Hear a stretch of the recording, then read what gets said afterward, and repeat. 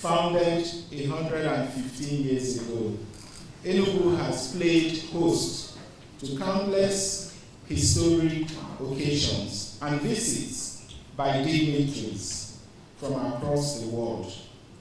But this visit clearly represents a major highlight in Enugu's illustrious history.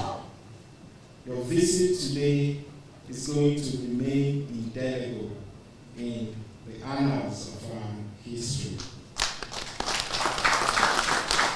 Your Excellency, the honor that your visit connotes isn't simply borne by my government. It is an honor that the entire state, I dare say the entire Southeast, will cherish for a long time. It is an honor that draws an effusive gratitude from us. So we say a very big thank you and a warm welcome to Enugu State, Your Excellency.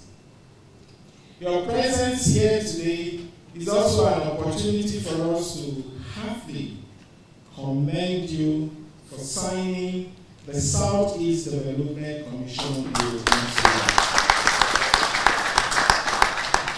We are particularly delighted because besides fostering infrastructural revamp and tackling peculiar ecological challenges in the Southeast, this commission will complement the many development strides unfolding across Enugu State.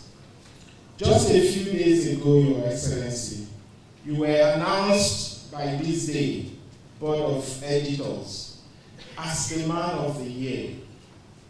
This is a fitting honor that speaks to your steely determination to put our dear country back to the path of steady growth. Congratulations, Mr. President. Your Excellency, your credential as a true federalist stands out brightly, and the legacies thereof will for long earn you resounding accolades.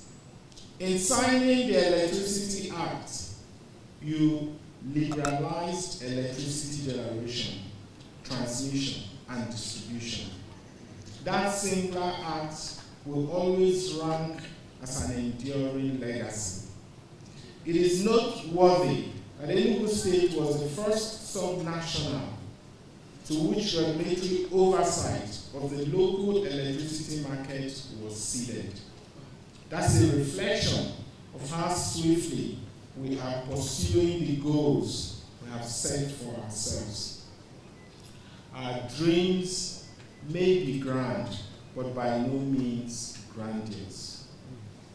Our goals include growing our economy from the current levels we met it of $4.4 billion to $30 billion. But we also recognize that a lot of the growth will come from private sector and that it would be government enabled but private sector driven, and which was why we immediately set forth at dawn. We recognize the security challenges. When we assumed office, we had the illegal sit at home, that this was a situation where some gang of criminals would dictate to us the days of the week we should sit at home and the days of the week we should work. We did not find that acceptable or even excusable. So we immediately made very consequential pronouncements, and with the support and the unwavering commitment of the security agencies, the police, the DSS, the Army, Your Excellency, I'm pleased to announce that we no longer observe sit at home in Enugu. Our people go to work every day of the week, and we no longer take orders from non-state actors. And We have been through a number of projects which Your Excellency has graciously commissioned.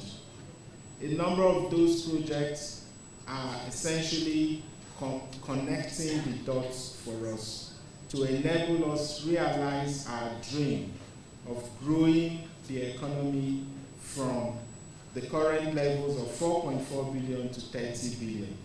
Our development model is one that it's all encompassing and inclusive. It takes into account the weakest amongst us, and which is why in the smart school, the smart growing school that Your Excellency commissioned earlier today, it's being built across the 260 electoral wards in Enugu State.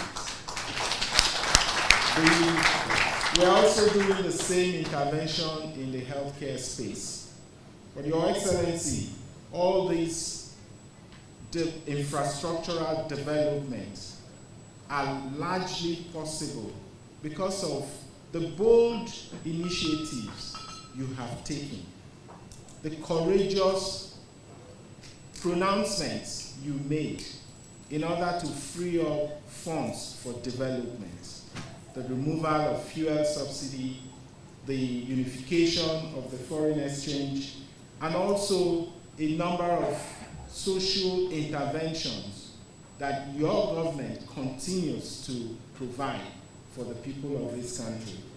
We are now essentially, with those funds freed, able to fully complete these infrastructural projects. And it's not just fiscal infrastructure.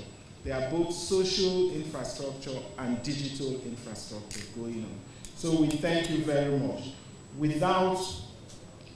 I know the day is fast spent, and indeed we're honored that you were able to honor us with your presence to do this commissioning. I'm going to essentially yield the floor for our people who may have one or two things to say to you and invite you perhaps to respond. Thank you very much once again.